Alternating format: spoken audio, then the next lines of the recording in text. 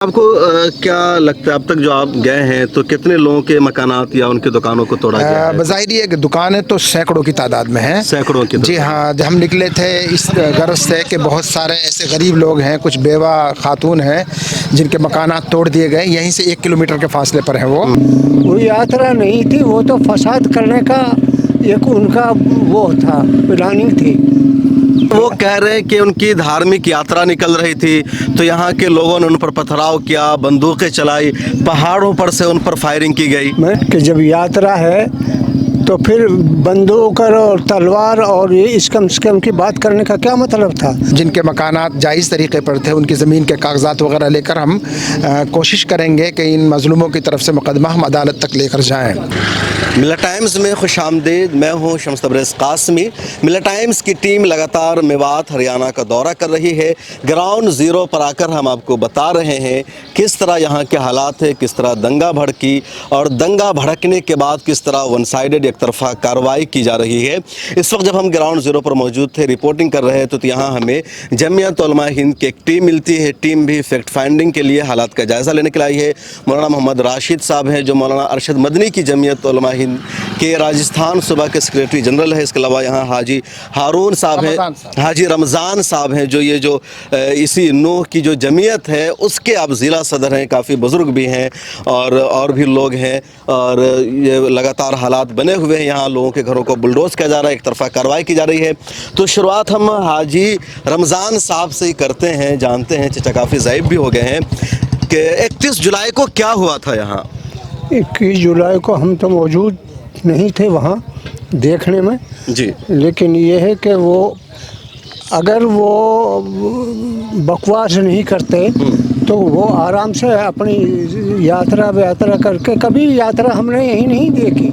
वो यात्रा नहीं थी, वो तो फसाद करने का एक उनका वो था, प्लानिंग थी। तो अब उन्होंने कि तुम्हारा दामाद आ रहा है और तैयारी कर लो माला की, तुम्हारा जीजा आ रहा है और उनके हम लोग तैयार रहो, उनके अब गले में डालो। इस किस्म की जब ये उन्होंने हरकत शुरू की और वो मुसलमान बच्चे थे, कोई प्लानिंग नहीं थी कि उनकी झगड़ा करो। तो ऐसे बच्चे थे 15-15 साल के, 14-14 साल के, 10-10 साल के, 20 साल के। उन्होंने फिर जब ये देखा कि ये तो फसाद के दर पे हैं तो उन्होंने अपना दिफा किया। लेकिन वो कह रहे हैं कि उनकी धार्मिक यात्रा निकल रही थी तो यहाँ के लोगों ने उन पर पथराव किया, बंदूकें चलाई, पहाड़ों पर से उन पर फायरिंग की गई। मैं ये कहता हूँ कि जब यात्रा है तो फिर बंदूक और तलवार और ये इस कम से कम की बात करने का क्या मतलब था? वो तो कत्ल आम का वो प्रोग्राम था उनका, मुसलमानों को मरूब करने का।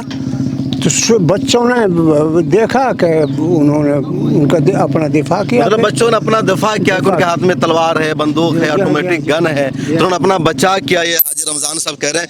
मोहम्मद राशिद साहब मौजूद है। मौलाना आपने क्या क्या देखा अभी मेवात में? जी, हज़रत मौलाना अरशद मदनी के हुक्म पर हम लोग निकले हैं और 3 दिन से हम यहीं ग्राउंड पर हैं। आज हम निकले थे इस गर्ज से कि बहुत सारे ऐसे गरीब लोग हैं, कुछ बेवा खातून हैं जिनके मकानात तोड़ दिए गए। यहीं से 1 किलोमीटर के फासले पर है वो। उनके लिए खाने पीने का कोई निज़ाम नहीं था, तो हज़रत मौलाना अरशद मदनी के कहने पर हम उनकी इमदाद के लिए आए और उनको हमने नकद इमदाद दी है वहाँ पर।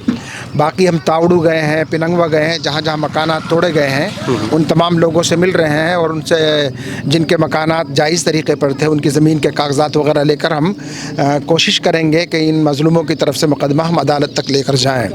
इसके लिए हम सब चीज़ें जमा कर रहे हैं। अच्छा, आपको क्या लगता है अब तक जो आप गए हैं तो कितने लोगों के मकानात या उनकी दुकानों को तोड़ा गया है? बज़ाहिर ये दुकानें तो सैकड़ों की तादाद में हैं। सैकड़ों की? जी हाँ, जब आप यहाँ तावड़ू से सोहने की तरफ जाएंगे तो रोड के दोनों तरफ दुकानें टूटी हुई हैं। ऐसे ही मकान भी यहाँ नूह में और यहाँ से 1 किलोमीटर के फासले पर हैं, कुछ लोग उनके मकान टूटे हैं और कुछ ऐसे महल्ले थे जो एकड़ों पर आबाद थे वो पूरे साफ़ कर दिए गए हैं। इस तरह के मामला हुए हैं। अच्छा, क्यों तोड़ा गया है इन सबको चचा, क्यों तोड़ा जा रहा है? बस वो मुस्लिम दुश्मनी है और कुछ नहीं। अच्छा, आप तो काफ़ी ज़यीफ़ हैं, मेवात में इससे पहले भी कभी कुछ हुआ है क्या? कभी कुछ नहीं हुआ, कभी हुआ ही नहीं सन 47 से पहले और बाद में। हिंदू मुस्लिम के दरमियान कोई लड़ाई उन्होंने फसाद? बड़े प्यार प्रेम से रहते थे। तो बाहर के लोग जो आए हैं उन्होंने बदनामी फैलाई है। जो यात्रा में थे यहाँ के लोकल हिंदू नहीं थे? लोकल हिंदू नहीं थे, कहाँ से आए थे? बाहर से आए थे, कहाँ से आए थे। तो कह रहे कि हम कई सालों से यात्रा निकालते हैं वहाँ, जिसको बकवास करते हैं, झूठ कि हम बोलते कई हैं। साल से निकालते आ रहे 31 जुलाई को, कहाँ वो सिंहवाड़ा मंदिर में जाते हैं और कभी कुछ नहीं हुआ। इस साल प्लानिंग करके हम पर हमला किया गया, हमको मारा गया है। ये नहीं, मतलब वो तो मारने के लिए आए थे, प्लानिंग करके रखते। तो प्लानिंग ही थे, प्लानिंग का तो सवाल ही नहीं है, प्लानिंग का सवाल नहीं। पहले यात्रा में ये यहाँ मंदिर है नल्लड़ में, वहाँ आए थे तो वहाँ एक दरगाह भी है, तो इन्होंने आकर दरगाह को तोड़ दिया था। अभी दरगाह को तोड़ा? 3 साल पहले। 3 साल पहले, हाँ।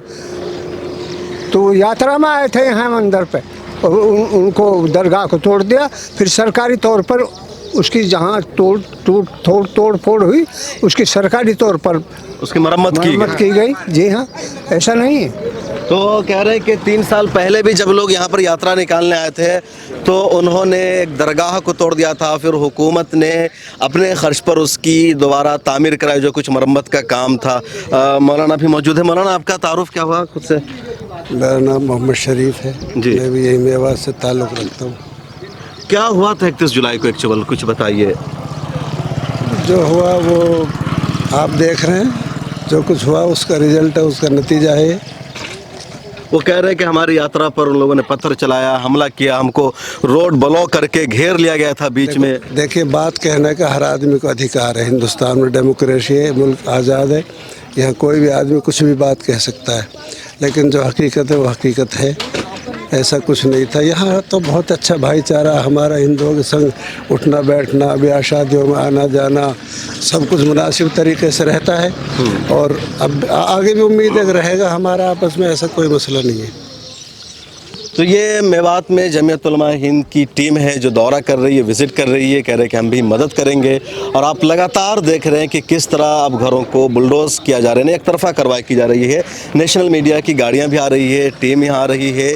यही मीडिया हाउसेज़ है जिन्होंने माहौल को हमेशा ख़राब किया, हर चीज़ के लिए इनको ज़िम्मेदार ठहराया जाता है। और इस वक्त भी इन्हीं लोगों ने चीख कर कहा कि क्यों खट्टर सरकार बुलडोज़र नहीं चला रही, और अब बुलडोज़र चलाया गया है उन लोगों के घर पर जिनका उससे कुछ लेना देना नहीं था। ये गरीब मासूम लोग हैं जिनकी नाई की दुकान है, या जो दवा बेचते थे, या जो बुक बेचते थे, या जो यहाँ पर ठेले ठेलियाँ लगाते थे, उन सब को तोड़ दिया गया है, जिनका उस दंगा से, उस वायलेंस से कुछ भी लेना देना नहीं। मामला की तहकीक के बगैर, जांच के बगैर ही सज़ा देने का सिलसिला अब मेवातियों को शुरू हो गया है। कैमरामैन तमन्ने के साथ शम्स तबरेज़ कासमी, मिल्लत टाइम्स। मिल्लत टाइम्स को आपकी ज़रूरत है, हमारी आप माली मदद करें।